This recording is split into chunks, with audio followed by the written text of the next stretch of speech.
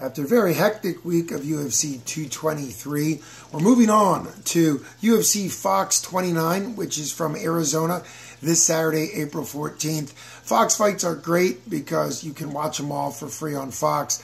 Unfortunately, UFC is sort of watering down what they put on Fox. There's some disagreements on whether or not Fox is going to re-sign them for another contract that's going to be wrapping up, and the ratings continue to fall. But if you're at all interested in MMA or UFC, check them out on Fox, not only to boost the ratings, but also you get to see some good quality fights for free that the UFC is putting out there. But it'll be interesting to see what happens in the future as far as TV deals or potentially not even getting a TV deal.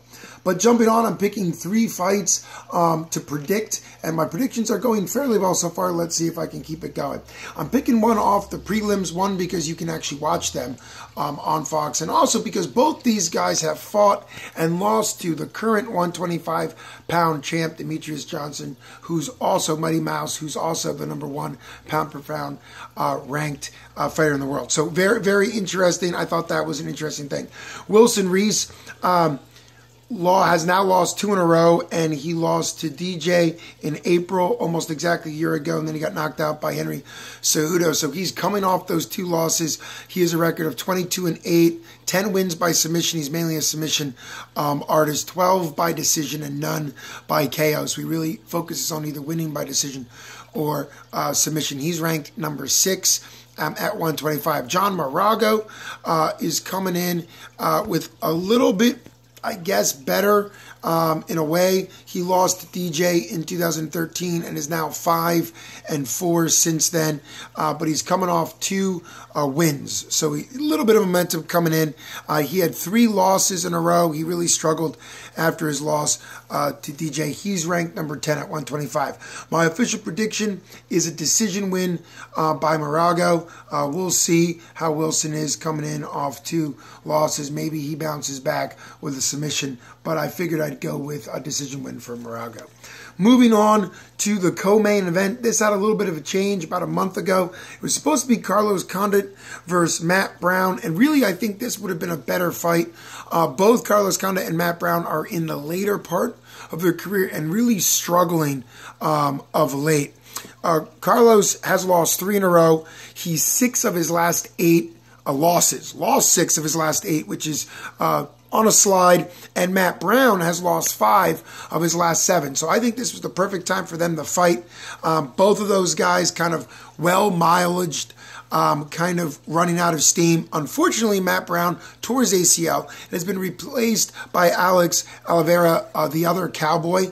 I would say this fight is now somewhat mismatched because I do think Alex Oliveira is a much better fighter coming in on a roll, and we'll talk about that.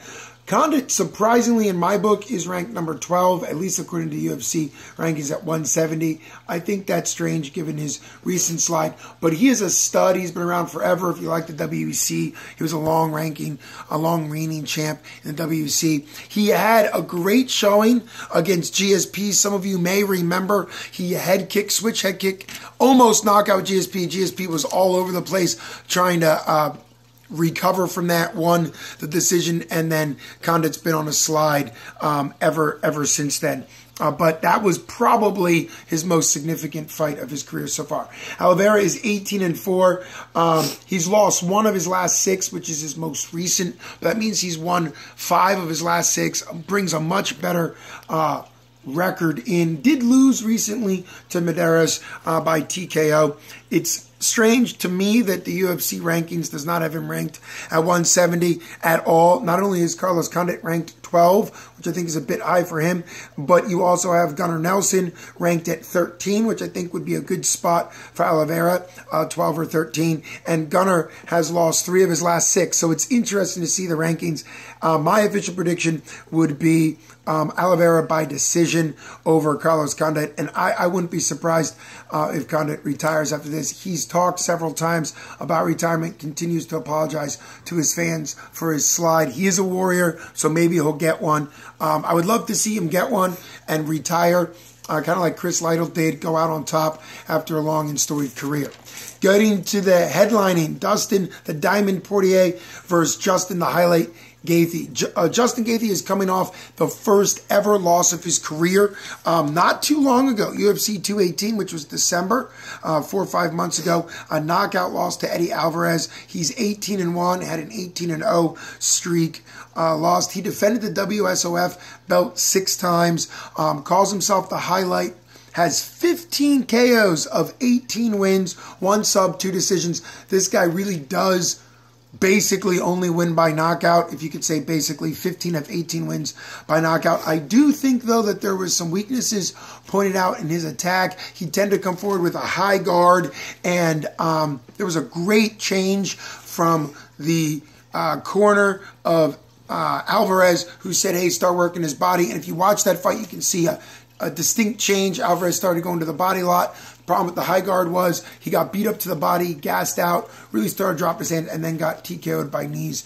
And so I think Dustin Poirier has a much more kind of well-rounded experience. 22-5, 11 by KO, 6 by submission wins, and 5 by decision. He's been on a bit of a tear, a little bit quiet. The last time most people remember Poirier fighting was way back at when he was weighing 145. He got knocked out by a guy by the name of Conor McGregor. Since then, he's been 6-1 with 1 no contest. And I think decision-wise, I think I'm going to go pick-wise, I'm going to go the Diamond over the Highlight reel. Maybe Gaethje pulls one out, but I would say Poirier just has more well-rounded skills. I think there's been some weaknesses pointed out in Gaethje's cardio. He's never fought 5 rounds. He's won so many rounds by knockout, so many wins by knockout, that I think his gas tank's a little suspect. So I would say decision by Poirier and maybe even a late stoppage, and we'll have to see. So tune in to Fox this coming Saturday.